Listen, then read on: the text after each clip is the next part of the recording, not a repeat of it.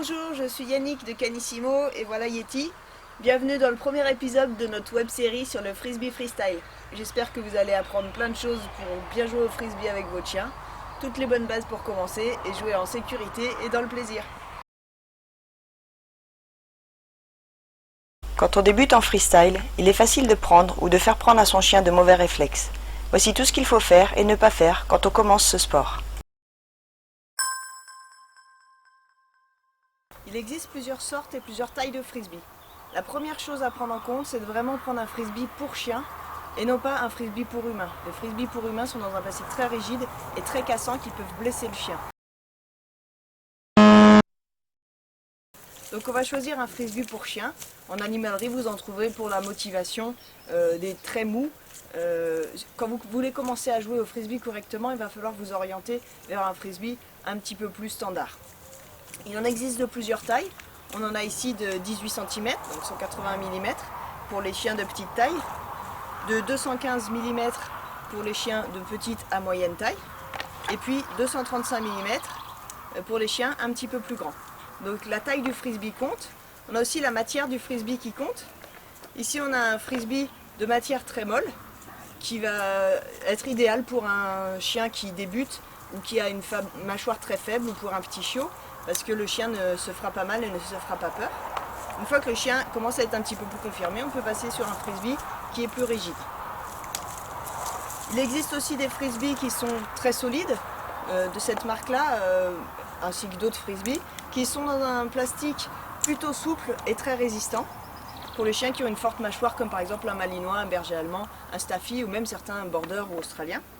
Et puis on a des frisbees un petit peu plus rigides qui va être un peu moins solide et un peu moins bien résister au croc, mais qui sera plus facile à lancer.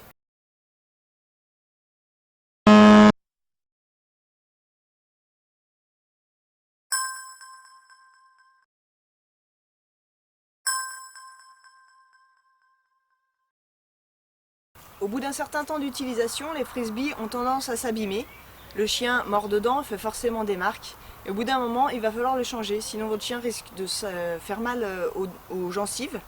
Vous voyez l'exemple de ce frisbee qui est très abîmé. On voit que la surface n'est plus lisse du tout. On peut même avoir carrément des fentes.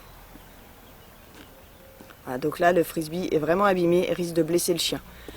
Une fois que le frisbee a simplement des petits accrocs comme cela, s'il n'y en a que quelques-uns, on peut prendre un briquet. Avec le briquet, on va chauffer le plastique et on va lisser le frisbee.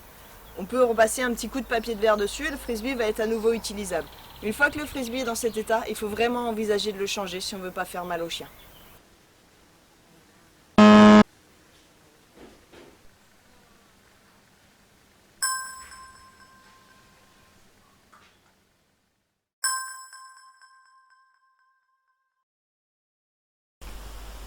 Le premier réflexe du joueur débutant est de lancer le frisbee droit devant, face au chien. C'est une habitude qui risque de poser des problèmes en freestyle. Pris à contre-pied, Spliff ne parvient pas à rattraper le frisbee. Il pourrait se démotiver. Il est très difficile pour un chien non expérimenté de rattraper un frisbee de face. Churros, lui, a développé une autre stratégie. Il anticipe mon lancer et recule afin de pouvoir l'attraper. Au freestyle, une telle attitude risque de casser la fluidité. Ça compliquera aussi le travail des figures à proximité. Souvenez-vous, pour le chien, le frisbee est une proie. Il est rare qu'un lapin se jette directement dans la gueule du chien. Le plaisir du chien, c'est de poursuivre le frisbee. Pour garder la motivation du chien et éviter les problèmes, on ne lancera jamais le frisbee face à lui. On va au contraire lui donner de l'élan. On peut lui apprendre à faire le tour derrière nous ou simplement lancer quand il est déjà dans sa course. Ici, Anne leur donne de l'élan à Spliff, qui est déjà en train de courir dans la bonne direction derrière le frisbee lorsqu'elle lance.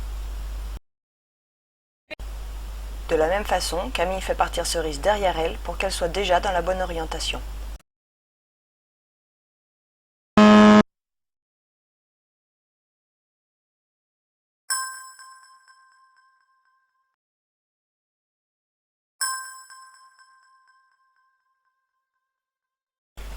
Il est très rare qu'un chien sache attraper un frisbee au vol sans apprentissage. Le mettre en échec risque de le démotiver, ou de lui apprendre tout simplement à attendre que le frisbee retombe. Donc on a ici Camille et Miette. Miette est une jeune chienne qui a peu d'expérience en frisbee. Elle est bien motivée par l'objet, mais comme tous les jeunes chiens, ne sait pas encore attraper au vol. Donc si Camille essaye de lui lancer directement un lancer, elle n'a pas appris à l'attraper, elle risque de se mettre en échec. Donc on va voir ça tout de suite. Donc essaye de lui lancer un frisbee. C'est pas grave, Mimi. Voilà, il est très difficile pour un chien d'attraper directement au vol un frisbee. Ça demande un apprentissage. Donc en attendant qu'on ait fait cet apprentissage, que vous verrez dans une prochaine vidéo, Camille va motiver la chienne sur l'objet en lui faisant ce qu'on appelle des rollers. Je te laisse montrer ce que c'est qu'un roller. Voilà, on va faire rouler le frisbee sur la tranche et là la chienne apprend à l'attraper par la tranche. Et elle trouve ça beaucoup plus amusant que de devoir attraper un frisbee qui est tombé à plat.